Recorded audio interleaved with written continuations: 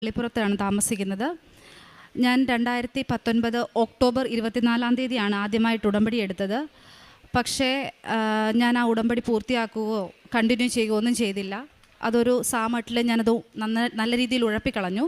2020 കൊറോണയായി. പിന്നീട് എനിക്കതിൻ്റെ പിന്നാലെ വരാനോ, ഞാൻ ഇതുവഴിയൊക്കെ വീട്ടിലേക്ക് പോകുമ്പോൾ, എൻ്റെ വീട് കുട്ടനാട്ടിലാണ്, ഞാൻ പോകുന്ന വഴിക്ക് പള്ളിയിൽ കയറും, പ്രാർത്ഥിക്കും, ആരാധന കൂടും, തിരിച്ചു പോകുമെന്നല്ലാതെ ഉടമ്പടിയുമായി ബന്ധപ്പെട്ട ഒരു കാര്യങ്ങളിലും ഞാൻ മുന്നോട്ട് കൊണ്ടുപോയിരുന്നില്ല.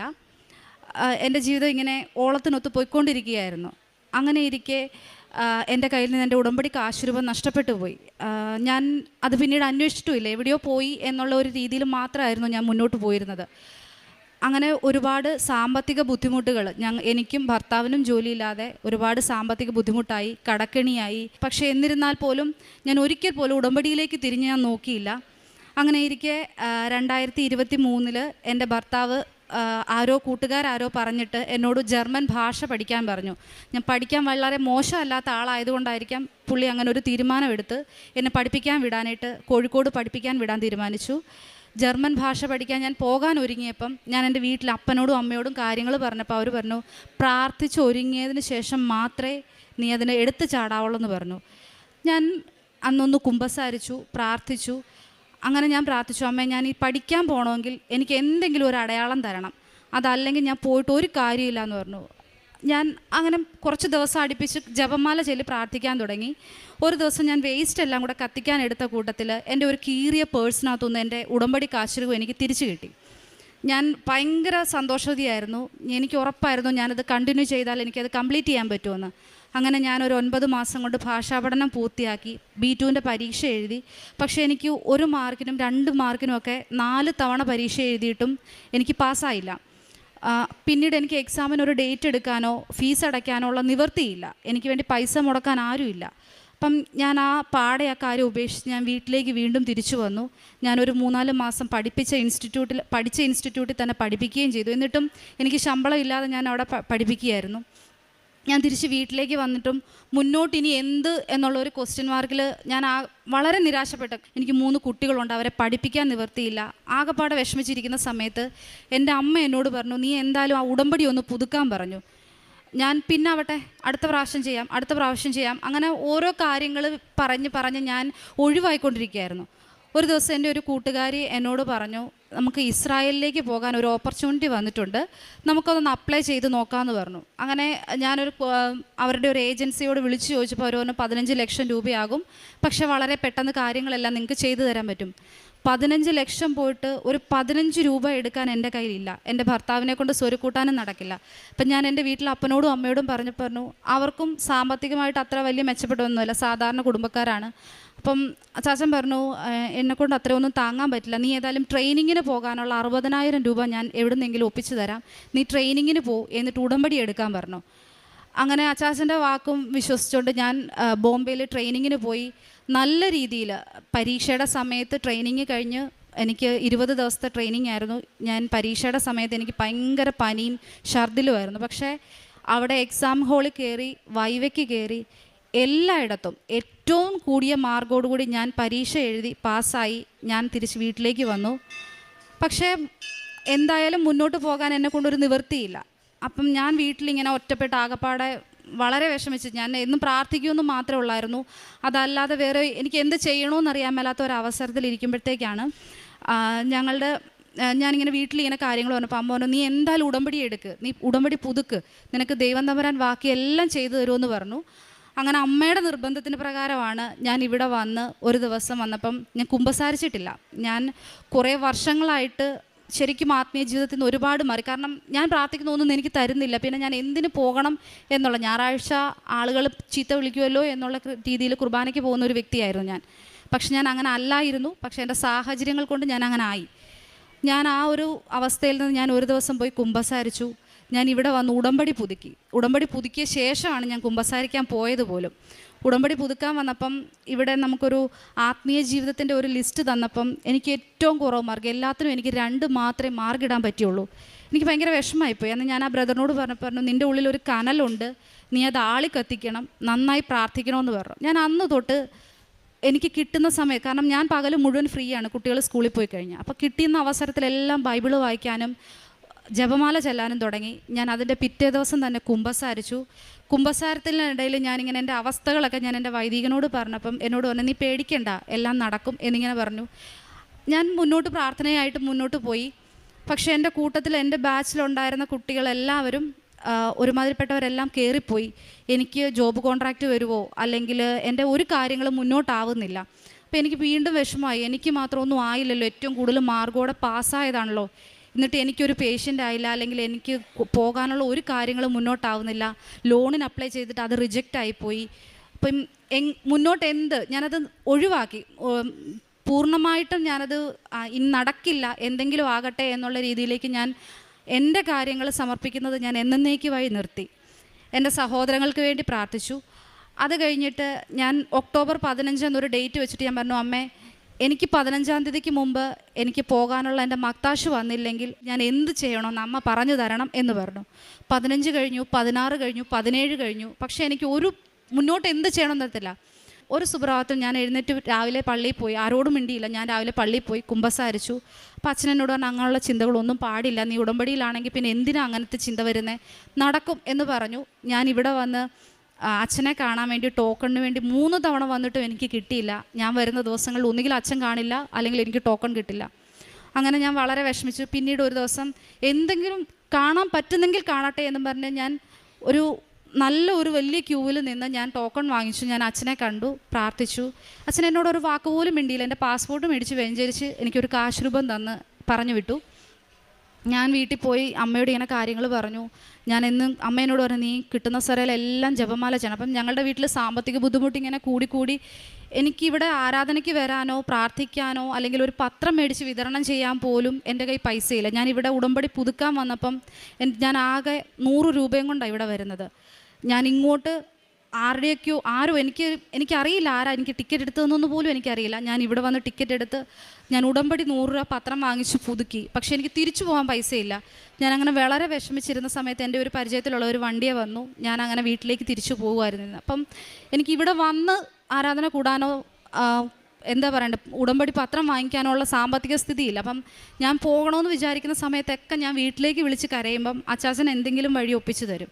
അങ്ങനെയാണ് ഞാനിവിടെ വന്ന് എൻ്റെ കാരുണ്യ പ്രവർത്തികളിലും പ്രേക്ഷിത പ്രവർത്തനം. അപ്പം എനിക്ക് ആദ്യമൊക്കെ ഭയങ്കര നാണക്കേട് പോലെയായിരുന്നു, ഉടമ്പടി പത്രം ആർക്കെങ്കിലും കൊണ്ടു കൊടുത്ത വല്ലതും പറയുമോ.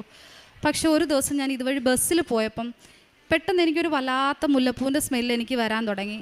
ഞാൻ ആദ്യം വിചാരിച്ച് വണ്ടിയിൽ ആരെങ്കിലും പെർഫ്യൂം അടിച്ച് കയറിയതായിരിക്കും. ഞാൻ അനങ്ങിയില്ല. കുറച്ച് കഴിഞ്ഞ് ഞാൻ എഴുന്നേറ്റ് നിന്നു, ഇനി ആരുടെയെങ്കിലും സ്മെല്ലാണോ എന്നറിയാൻ. പക്ഷെ അല്ല, ഞാൻ ഇരിക്കുന്ന സ്ഥലത്തും ഞാൻ നിൽക്കുന്ന സ്ഥലത്തും മാത്രമേ എനിക്ക് ആ മണമുള്ളൂ. ഞാൻ ചേർത്തല സ്റ്റാൻഡിൽ ചെന്ന് ഇറങ്ങുന്നിടം വരെ എനിക്ക് ആ സ്മെല്ലുണ്ടായിരുന്നു.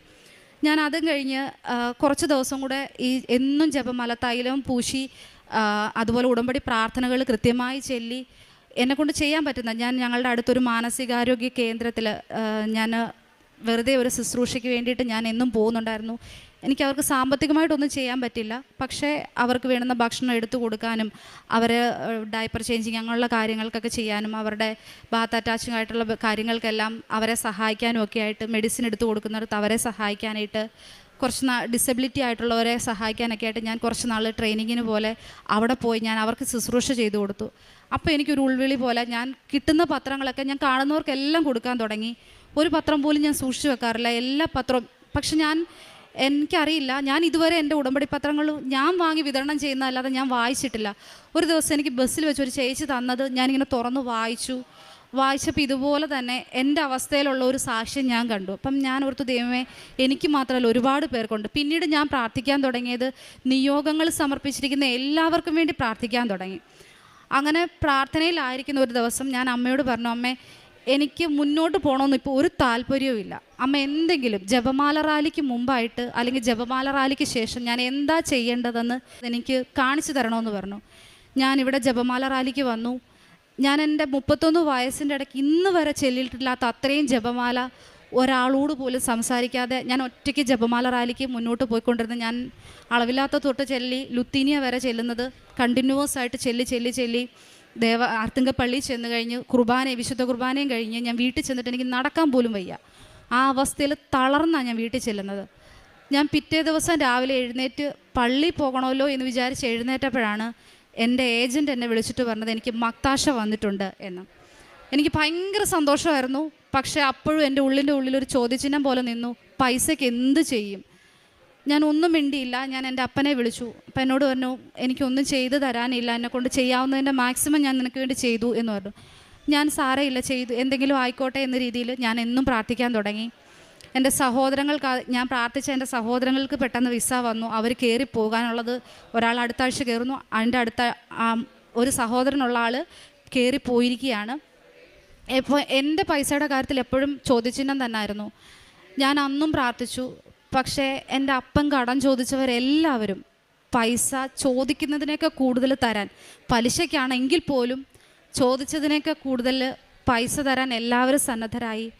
ഞാൻ നാളെ രാവിലെ ബോംബെക്ക് പോവുകയാണ്. അവിടുന്ന് മെഡിക്കൽ എടുത്ത് അവിടുത്തെ എംബസിയുടെ സീല് വാങ്ങി, എന്നത്തേക്കാണെന്ന് എനിക്കറിയില്ല മെഡിക്കലിൻ്റെ ഡേറ്റ്. എന്നിരുന്നാലും ഉടമ്പടി കാശ് രൂപ എൻ്റെ കൂടെ ഉള്ളിടത്തോളം കാലം എനിക്കതിനൊന്നും കാലതാമസമില്ലാതെ ഇതുവരെ വഴി നടത്തിയ അമ്മ എന്നെ മുന്നോട്ട് കൊണ്ടുപോകുമെന്നുള്ള ഉറച്ച വിശ്വാസത്തിൽ ഞാൻ നാളെ രാവിലെ ബോംബെക്ക് പോവുകയാണ്. എനിക്ക് ഈ ഒരു അവസരം ഒരുക്കി തന്ന പരിശുദ്ധ അമ്മയ്ക്കും ദൈവകുമാരനും 1000 നന്ദി. ആമോസ് പ്രവാചകൻ്റെ പുസ്തകം 9-ാം അധ്യായം 14-ാം തിരുവചനം. എൻ്റെ ജനമായ ഇസ്രായേലിൻ്റെ ഐശ്വര്യം ഞാൻ പുനഃസ്ഥാപിക്കും. തകർന്ന നഗരങ്ങൾ പുനരുദ്ധരിച്ച് അവർ അതിൽ വസിക്കും. മുന്തിരിത്തോപ്പുകൾ നട്ടുപിടിപ്പിച്ച് അവർ വീഞ്ഞു കുടിക്കും. അവർ തോട്ടങ്ങളുണ്ടാക്കി ഫലം ആസ്വദിക്കും. മറിയാമ്മ തോമസ് എന്ന ഈ മകൾ തൻ്റെ ജീവിതം കടന്നുപോയ ദുരിതപൂർണമായ അവസ്ഥകളെ പങ്കുവെച്ചുകൊണ്ട് പരിശുദ്ധമ്മയുടെ ഉടമ്പടിയിലൂടെ ലഭിച്ച വലിയ അനുഗ്രഹങ്ങളെ സാക്ഷ്യപ്പെടുത്തുകയാണ്. മകളുടെ അനുഭവങ്ങൾ പങ്കുവയ്ക്കുമ്പോൾ എത്രയോ തവണ ആവർത്തിച്ച് വലിയ നൈരാശ്യത്തിൻ്റെ, ആത്മഹത്യയോളം എത്തുന്ന ജീവിതത്തിൻ്റെ സങ്കടങ്ങളെയാണ് അവൾ പറഞ്ഞുകൊണ്ടിരുന്നത്.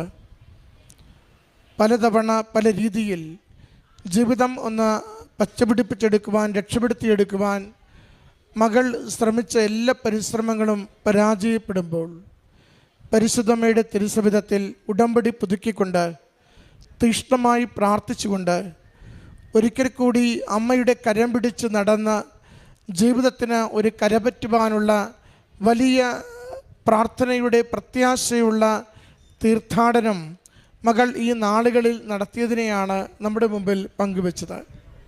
അവൾ പറയുന്നുണ്ട്, ജർമ്മൻ ഭാഷ പഠിക്കുവാൻ പോയി, അത് വലിയ പരാജയമായി. ഇസ്രയേലിൽ പോകുന്നതിന് വേണ്ടിയുള്ള അപേക്ഷ കൊടുത്തു, പ്രത്യേകിച്ച് അതിലൊരു വിവരവും നീക്കുപോക്കും കണ്ടില്ല. ആ ഇരിക്കുന്ന നാളുകളിൽ തന്നെയാണ് വലിയ പ്രതീക്ഷയോടുകൂടി അമ്മ മാതാവിൻ്റെ ജപമാല റാലിയിൽ പങ്കുചേരുന്നതിന് കൃപാസനത്തിൽ എത്തുന്നത്.